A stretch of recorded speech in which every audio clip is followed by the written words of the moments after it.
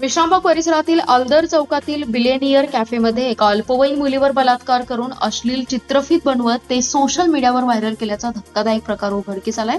पीडित मुलीने पुन्हा नकार दिल्यानंतर चित्रफित व्हायरल केली। त्यामुळे पीडितेने विश्रामबाग पोलीस ठाण्यात संशयित समर्थ अनिल देवकुळे याच्या विरोधात फिर्याद दिली आहे। पोलिसांनी त्याला तात्काळ अटक केली आहे। विश्रामबाग परिसरात 2 वर्षांपूर्वी एका युवतीस शीतपेयातून गुंगीचं औषध पाजून बलात्कार केल्याचा प्रकार हँग ऑन कॅफेमध्ये घडला होता। तेव्हा शिवप्रतिष्ठान युवा हिंदुस्थानच्या संतप्त कार्यकर्त्यांनी या कॅफेसह अन्य कॅफेंची तोडफोड केली। त्यानंतरही शहरातील अनेक कॅफेमध्ये अश्लील चाळे सुरू असल्याच्या तक्रारी येत आहेत। विश्रामबाग पोलीस ठाण्यात दाखल झालेल्या गुन्ह्यावरून ते सिद्ध झाले। शहरातील एका अल्पवयीन मुलीबरोबर समर्थ देवकुळे याने ओळख वाढवली। जानेवारी 2026 मध्ये समर्थ याने विश्रामबाग येथील आल्दर चौकातील बिलेनियर कॅफेमध्ये तिला भेटायला बोलावलं। कॅफेमध्ये कोणी नसल्याचं पाहून त्याने दरवाजा बंद करून पीडित मुलीच्या शरीराशी लगट केली। यानंतर जबरदस्तीने कपडे काढून तिच्यावर बलात्कार केला। यावेळी मुलीचं अश्लील चित्रीकरण करण्यात आलं। त्यानंतर हा प्रकार कोणाला सांगितलास तर चित्रफित व्हायरल करेन अशी धमकी दिली। बलात्कारानंतर पुन्हा समर्थ याने पीडित मुलीला भेटायला बोलावलं, परंतु तिने नकार दिल्यानंतर समर्थ याने अश्लील चित्रफित व्हायरल केली। हा प्रकार समजताच पीडितेने आईला सांगितलं। आईने तिला घेऊन विश्रामबाग पोलीस ठाणे गाठले।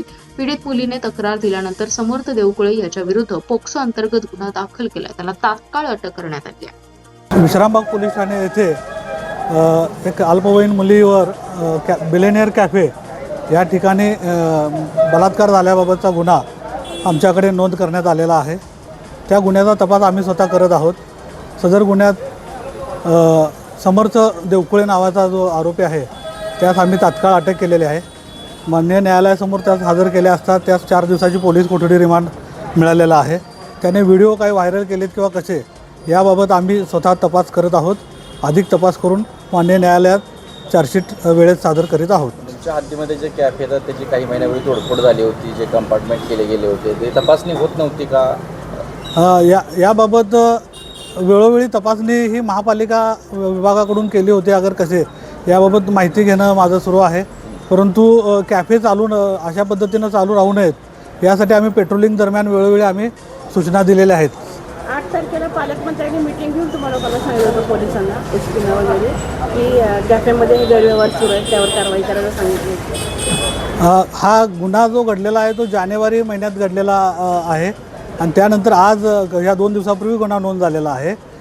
तरी आम्ही माननीय पालकमंत्री महोदयांच्या सूचनांप्रमाणे कारवाई करीत आहोत। की तुम्हाला कॅफे उघडून दिला अजून दाखवलं नाही कुठल्या मालकांनी, ही का भीती आहे? काय प्रकार आहे?